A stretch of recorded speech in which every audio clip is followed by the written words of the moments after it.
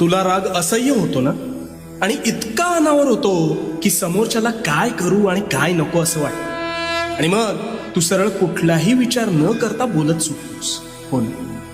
पण हा राग म्हणजे तू स्वतःच स्वतःभोवती लावलेली आग आहे, हे तुला ठाऊक आहे का? अरे याने समोरच्याचं नुकसान होत नाही, तर सर्वस्वी तुझं नुकसान होतं. त्यामुळे आता ह्या भडाग्नीवर नियंत्रण कसं प्राप्त करायचं ते सांगतो. शांतपणे. तू रागात असतोस त्यावेळी तू सर्वात अविचारी असतोस, म्हणून तू त्या आवेशात हवं नको ते बोलतोस, आणि बोललेला शब्द हा कधीच परत घेता येत नाही. त्यामुळे तू समोरच्याच्या मनाचा विचार न करता बेफाम शब्दांनी वार करतोस, आणि त्याला तर ते लागतंच, पण त्याचा त्रास हा तुला जास्त होतो.